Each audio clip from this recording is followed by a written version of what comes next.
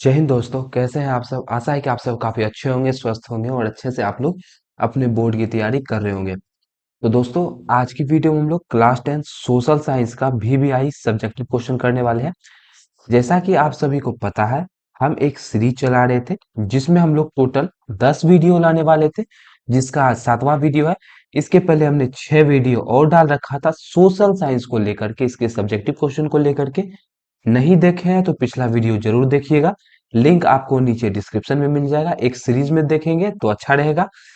पिछला वीडियो में जो क्वेश्चन किए थे वो सभी भी काफी ज्यादा इंपॉर्टेंट था, बहुत ही इंपॉर्टेंट था बोल सकते हैं। सारा का सारा क्वेश्चन आपका प्रीवियस ईयर का क्वेश्चन हम लोग करवा रहे थे, PYQ था।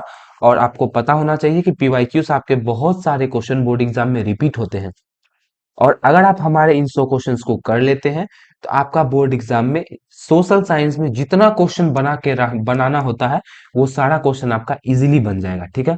इसका PDF मतलब जो भी क्वेश्चन हम लोग करेंगे उसका PDF आपको हमारे टेलीग्राम चैनल अनुराग मैथ्स इंस्टीट्यूट पर डेली बेसिस पर मिल जाता है।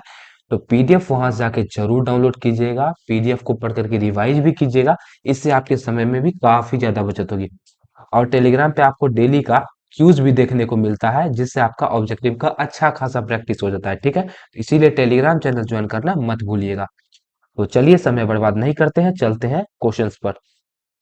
पहला क्वेश्चन आप लोग देख पा रहे होंगे कि नदी घाटी परियोजना को बहुउद्देशीय परियोजना क्यों कहते हैं। नदी घाटी परियोजना के बारे में हम आपको कल बताए थे।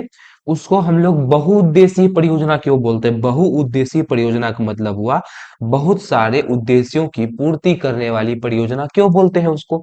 तो देखिए, नदी घाटी परियोजना से हम सिंचाई, मछली पालन, बिजली उत्पादन, मिट्टी कटाव को रोकना, बाढ़ की रोकथाम इत्यादि कर सकते हैं। एक नदी घाटी परियोजना से सिंचाई में भी सुविधा मिलती है, सिंचाई का पूर्ति हो गया। मछली पालन भी कर सकते हैं, उसमें बिजली का उत्पादन भी होता है, मिट्टी का कटाव को भी रोकता है और बाढ़ की रोकथाम भी करता है। मतलब एक परियोजना से बहुत सारा काम ले रहे हैं कि नहीं ले रहे हैं। बहुत सारा उद्देश्य जो था हमारा, सिंचाई का उद्देश्य था पूरा हो गया, मछली पालन का था पूरा हो गया, बिजली उत्पादन वो भी पूरा हो गया, मिट्टी कटाव को कैसे रोके वो भी पूरा हो गया, बाढ़ की रोकथाम। मतलब बहुत सारे उद्देश्यों की पूर्ति हुई। इसी को तो हम लोग बहुउद्देशीय परियोजना बोलते हैं।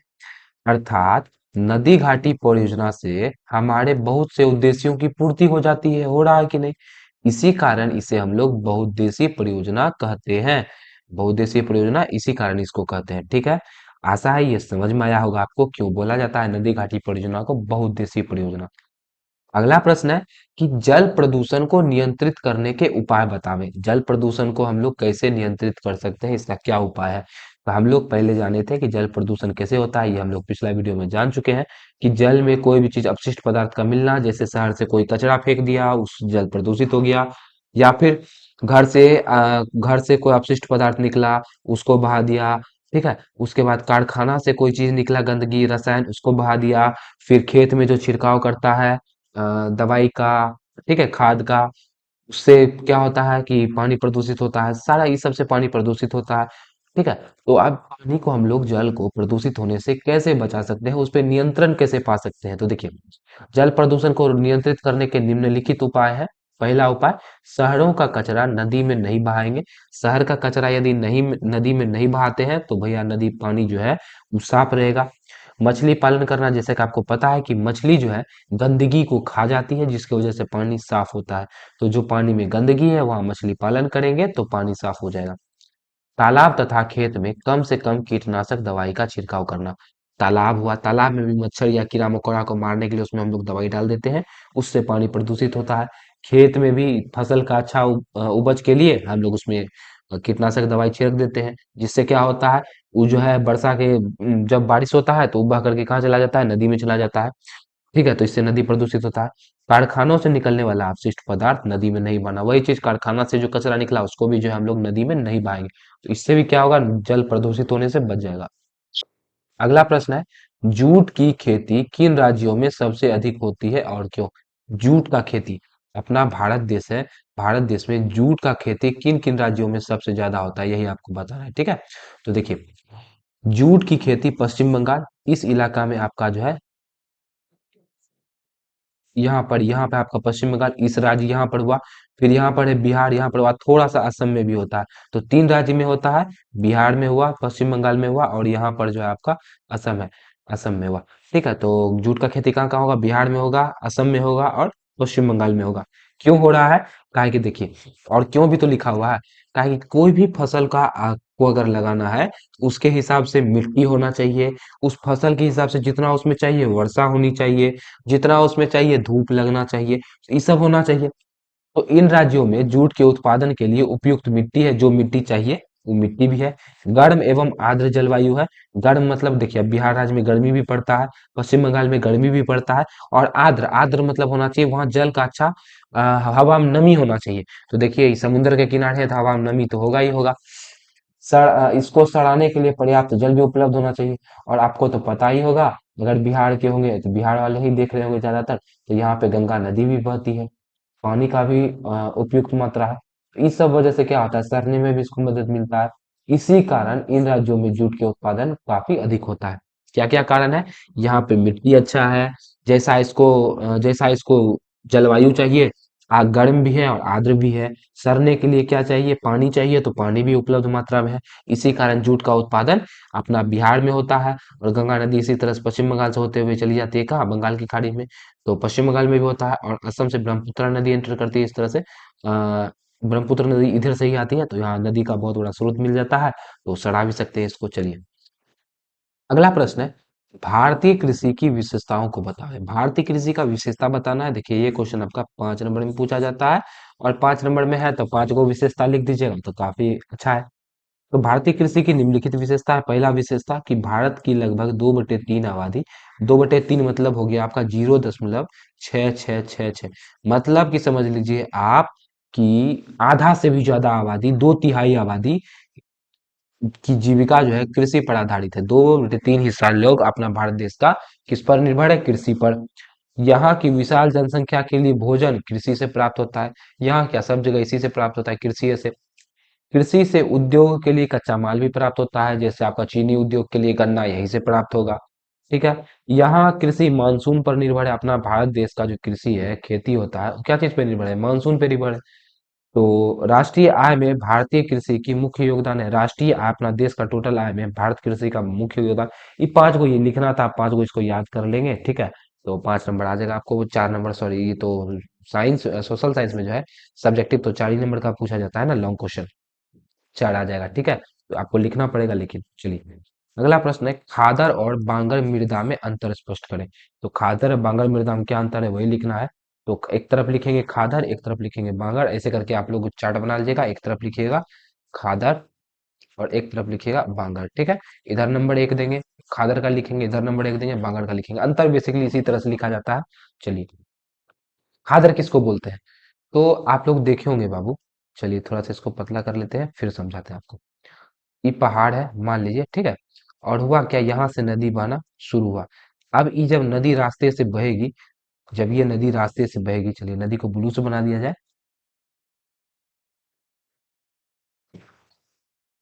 नदी जब रास्ते से बहेगी, यहाँ पर जो भी मिट्टी है उसको काट करके लाएगी कि नहीं लाएगी?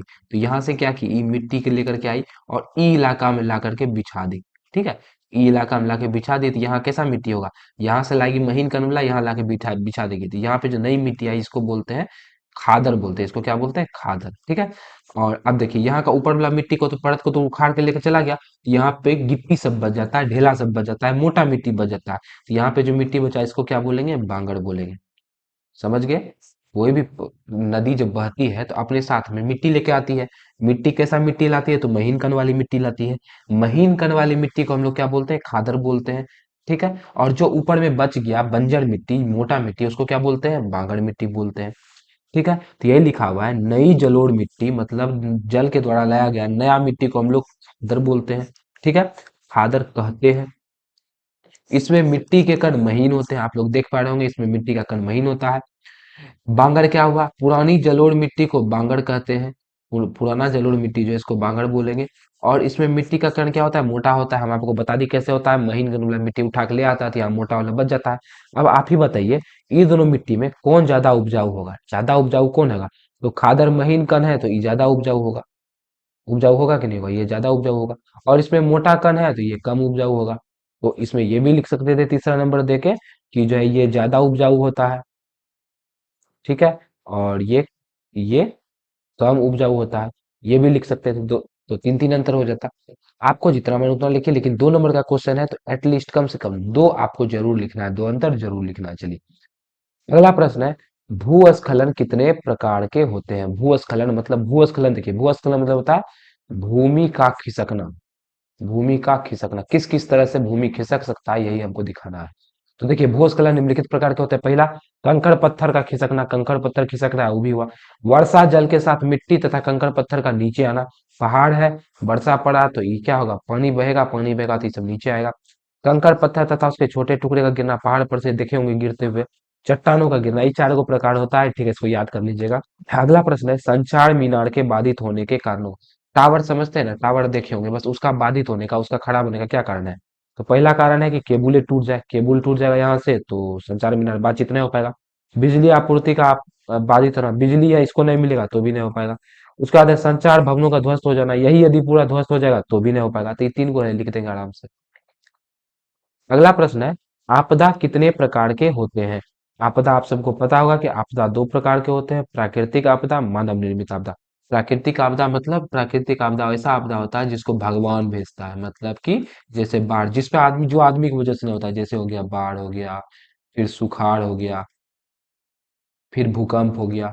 ये सब क्या है? ये सब जो है प्राकृतिक आपदा है। मानव निर्मित आपदा जैसे आतंकवाद हो गया, ठीक है, उसके बाद फिर बम विस्फोट हो गया। ये सब जो है क्या है, ये सब आपका मानव निर्मित आपदा। प्राकृतिक आपदा मतलब जो जिसमें मानव को कोई हाथ नहीं है। बाढ़ नियंत्रण के उपाय को लिखें, बाढ़ को नियंत्रण कैसे किया जा सकता है, इसके उपाय। तो बाढ़ नियंत्रण के निम्नलिखित उपाय है। पहला, नदी के अंदर जमे अवसाद को साफ करना। देखिए, नदी के अंदर अवसाद जमता है, उसके वजह से भी बाढ़ आता है। समझते हैं हम लोग कैसे आता है, देखिए।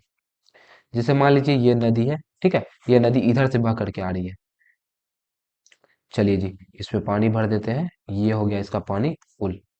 अब हुआ क्या, कि अभी तो पानी भरा हुआ है नदी में, लेकिन कुछ समय बाद नदी तो अपने अंदर से मिट्टी काट करके लाती है, ये बात तो पता ही होगा। तो मिट्टी कहीं कहीं नीचे में बैठ भी जाता है, और ऊपर से आदमी कचरा फेंकता है तो कचरा भी नीचे जाके बैठ जाता है। अब आप ही सोचिए, आपके पास एक टब है, उसमें पानी भरा हुआ है। अब उसमें आप लोग कंकड़ पत्थर डाल रहे हैं, तो कंकड़ पत्थर जो नीचे जाएगा तो धीरे धीरे पानी बाहर निकलेगा कि नहीं निकलेगा? निकलेगा। तो इससे क्या होगा, पानी बाहर फैलेगा। उसी तरह तो नदी में भी नहीं होता है। नदी में इतना जगह है, पानी इसमें भरा हुआ है, बहुत अच्छी बात है। अब इसमें क्या करता है, आदमी कचरा फेंकता है, जिससे वो सब इकट्ठा होकर नीचे जाके बैठ जाता है। अब नीचे भर जाएगा जगह, तो ये जो बाहर पानी है, ये बाहर आएगा कि नहीं आएगा? बिल्कुल आएगा। तो इससे क्या होता है, इससे भी बाढ़ आता है। तो नदी के अंदर जमी अवसाद को साफ करेंगे, इसको यदि निकाल देंगे तो पानी नीचे चला जाएगा, तो बाहर नहीं आएगा। नदी के किनारे वृक्ष लगाएंगे। अब नदी के किनारे वृक्ष लगाने से क्या होगा, बाहर नहीं आएगा? नहीं भैया, नदी बह रही है, ठीक है, अब इसके किनारे में यदि हम लोग पेड़ लगा देंगे तो यहाँ का मिट्टी का कटाव नहीं होगा, मिट्टी का कटाव नहीं होगा तो पानी अंदर नहीं आ पाएगा। तो ठीक है। नदी पर बने बांध को ऊंचा करेंगे, हाँ, बांध ऊंचा कर देंगे तो भी क्या होगा, बाहर नहीं आएगा, पानी नहीं आएगा। तो तीनों को उपाय लिख। अगला प्रश्न है, भूकंप तथा सुनामी के बीच अंतर स्पष्ट करें। भूकंप और सुनामी के बीच अंतर लिखना है तो लिखेंगे, निम्नलिखित अंतर है, एक तरफ लिखेंगे भूकंप, एक तरफ लिखेंगे सुनामी। तो पृथ्वी पर होने वाले कंपन को भूकंप कहते हैं। पूरा पृथ्वी पर, पूरे पृथ्वी पर कहीं भी कंपन होगा, कहीं भी डोल जाएगा धरती, तो उसको क्या बोलेंगे, भूकंप बोलेंगे। भूकंप कहीं भी आ सकता है, भूकंप समुद्र में भी आएगा और जमीन पे भी आएगा। तो आप सुनामी समझते हैं, समुद्र में होने वाले कंपन को सुनामी बोलते हैं। समुद्र में यदि कंपन हो गया तो सुनामी हो जाएगा। सुनामी केवल कहाँ आ सकता है, समुद्र में ही आ सकता है। भूकंप कहाँ आ सकता है, पहाड़ पर्वत, पानी कहीं भी आ सकता है, लेकिन सुनामी सिर्फ समुद्र में आएगा। चलिए, अगला है, सुनामी से आप क्या समझते हैं? सुनामी क्या है? तो पृथ्वी के आंतरिक प्रक्रियाओं के कारण जब समुद्र तल के की जमीन कांपने लगती है तो उसके प्रभाव से समुद्री जल की लहरें काफी ऊपर उठने लगती है। इसी को सुनामी बोलते हैं।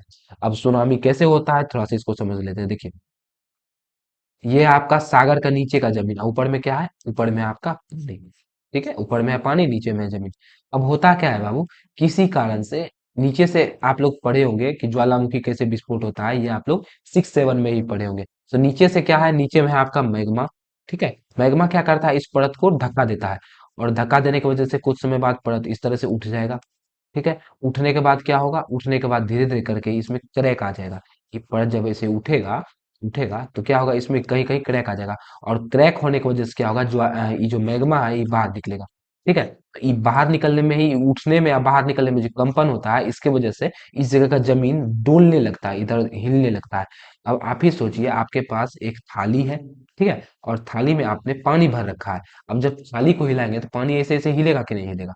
बस वही होता है, ये जब हिल रहा है नीचे का जमीन तो ऊपर का पानी भी हिलेगा। अब पानी जब हिलेगा तो इसी को हम लोग क्या बोलेंगे? सुनामी बोलेंगे। तो वही लिखा है, पृथ्वी के आंतरिक प्रक्रिया, आंतरिक प्रक्रिया मतलब यही आंतरिक प्रक्रिया है, ठीक है। ज्वालामुखी विस्फोट हुआ, कोई भी कारण से यदि धरती कांप रहा है तो उस वजह से जब समुद्र के तल की जमीन कांपने लगती है तो उसके प्रभाव से समुद्री जल मतलब ऊपर का जो जल है वो उसमें लहर उठने लगता है, इसी को हम लोग सुनामी बोलते हैं। सुनामी में सैकड़ों मीटर ऊंची लहरें उठती है। ये लहर जो है कई मीटर ऊंचा ऊंचा लहर उठेगा और तटीय क्षेत्रों के भवनों को के साथ भवनों के साथ सब कुछ बहा ले जाती है। और किनारे में जो जो भी चीज रहेगा, जो भी घर वर जो भी रहेगा, सबको बहा के लेके चली जाएगी, इसी को सुनामी बोलते हैं। सुखाड़ के लिए जिम्मेदार कारकों को बताओ। अब सुखाड़ कैसे पड़ता है? सुखाड़ के लिए जिम्मेदार कारक निम्नलिखित है। लंबे समय तक वर्षा नहीं होगा तो भी सुखाड़ पड़ेगा, ये बताने वाला बात है नहीं। मिट्टी की आर्द्रता में कमी, अब जैसे देखिए मिट्टी में नमी होना चाहिए तभी आपका फसल अच्छा होगा, लेकिन मिट्टी में यदि नमी नहीं है, मिट्टी यदि पूरा बिल्कुल सूखा है तो बंजर होगा ही होगा, तो उससे भी क्या होगा? सुखाड़ आएगा। जलाशय में जल स्तर का नीचे गिर जाना, अब जैसे मान लीजिए पहाड़ के इलाका में, ठीक है, ऐसे पानी यहाँ रहता है और ये पानी क्या होता है? सुखाड़ नीचे चलता है, बिल्कुल नीचे, तो इसको भी सुखाड़े बोलेंगे। तो जलाशय का पानी नीचे गया, सुखाड़ हो गया। तालाब का निकट नहीं होना, अब मान लीजिए आपके आस पड़ोस में कल में पानी ही नहीं आ रहा है और कहीं आस पड़ोस में तालाब निकट नहीं है तो उसमें भी सुखाड़ होगा। ये सब कारण है सुखाड़ आने का, ठीक है। चलिए अगला है आपदा से आप क्या समझते हैं? आपदा किसको बोलते हैं? तो जिस किसी कारण से मनुष्य और अन्य जीव जंतु संकट में पड़ते हैं, उन कारणों को ही आपदा कहते हैं। कोई भी कारण हो जिसके वजह से आदमी हो या कोई भी जीव जंतु हो संकट में पड़ता है, दुविधा में पड़ता है, उस कारण को क्या बोलते हैं? आपदा बोलते हैं। आपदा का उदाहरण आप लोग देके लिख सकते हैं। उदाहरण लिखिएगा, लिख दीजिएगा भूकंप, उसके बाद सुनामी, सुनामी के बाद बाढ़, उसके बाद ईटीसी लिख दीजिएगा, इत्यादि करके लिख दीजिएगा, ठीक है। तो इच्छे तीन को लिख दीजिएगा, उसके बाद इत्यादि लिख दीजिएगा, जो भी आपको पता वो भी लिख सकते हैं। आपदा में आपदा कहीं भी कभी भी घटित हो सकता है। अब बताइए भूकंप कभी भी आ सकता है कि नहीं आ सकता है? सुनामी कभी भी आ सकता है कि नहीं आ सकता है? तो आपदा कभी भी कहीं भी घटित हो सकता है, हमें आपदा से बचने का प्रयास करना चाहिए। और उदाहरण में ही लिख देंगे तो लाजवाब है, तो और आपको अच्छा नंबर मिलेगा, ठीक है। तो ज्यादा लाइन ज्यादा करने का कोशिश कीजिएगा। अगला क्वेश्चन है, आग लगने की स्थिति में क्या प्रबंध करने चाहिए? आग लगने की स्थिति में निम्नलिखित प्रबंधन करने चाहिए। पहला, आग में अगर कोई फंसा हुआ है तो उसको बाहर निकालेंगे। आग के फैलाव को रोकने का कोशिश करेंगे। उसके बाद अग्निशामक दल को बुलाएंगे, फायर ब्रिगेड को फोन करेंगे ताकि आगे आग बुझाए। आग यदि बिजली के शॉर्ट सर्किट से लगी है तो सबसे पहले बिजली लाइन को काटेंगे।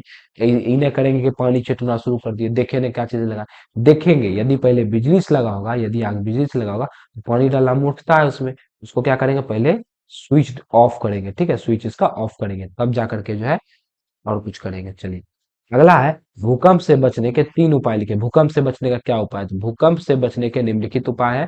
पहला, घर का निर्माण भूकंप रोधी तरीके से करेंगे। घर का निर्माण ऐसे करेंगे कि दीवार गिरबो करे तो इस पे ऐसे लटक करके रह जाए, ठीक है। तो भूकंप रोधी तरीके से करेंगे।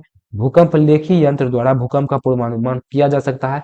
भूकंप लेखी यंत्र जो है उससे पहले अनुमान लगाया जा सकता है कि भूकंप कितना आएगा, कहाँ से आएगा। ज्यादा पहले नहीं, लेकिन थोड़ा पहले खुले स्थान पर चले जाएंगे, मतलब जहाँ घर वर ने हो, पोल वोल ने हो, वृक्ष ने हो, ऐसा जगह चले जाएंगे तो हम लोग भूकंप के प्रभाव को कम कर सकते हैं। बच तो नहीं सकते हैं, ऐसा भूकंप को रोका तो नहीं जा सकता है, लेकिन इसके प्रभाव को हम लोग कम कर सकते हैं, अपनी हानि को कम कर सकते हैं, ठीक है। तो चलिए, लास्ट क्वेश्चन था। हम लोग 15 क्वेश्चन किए आज, डेली 10 ही क्वेश्चन करते थे, आज 15 क्वेश्चन आपका हो गया, कोई बात नहीं, 5 क्वेश्चन एक्स्ट्रा बोनस हुआ आपके लिए, ठीक है। और जो भी क्वेश्चन किए आज, ज्यादातर क्वेश्चन तो आपका जो है जियोग्राफी से ही था। जियोग्राफी से क्वेश्चन आता भी अच्छा खासा क्वेश्चन आता है, 4 क्वेश्चन आपसे पूछा ही जाता है, बाकी सबसे तो कम पूछा जाता है, ठीक है। आशा है ये जो क्वेश्चन हम लोग किए, जियोग्राफी क्वेश्चन आसान ही आता है, क्वेश्चन आपको याद हो गया होगा। और याद नहीं भी हुआ है तो दोबारा वीडियो को जरूर देख लीजिएगा। वीडियो को नहीं देखना चाहते हैं तो इसका पीडीएफ लेके एक बार पढ़ लीजिएगा तो जरूर से याद हो जाएगा, ठीक है। आशा है आज का वीडियो आपको पसंद आया होगा, तो वीडियो को लाइक कर दीजिएगा, चैनल को सब्सक्राइब कर दीजिएगा और शेयर भी कीजिएगा उनके पास जो हमारा जो क्लास 10 में पढ़ रहे हैं और इस बार एग्जाम देने वाले हैं, ठीक है। तो मिलेगा आपसे अगले वीडियो में, तब तक हंसते रहिए, मुस्कुराते रहिए। जय हिंद, जय भारत।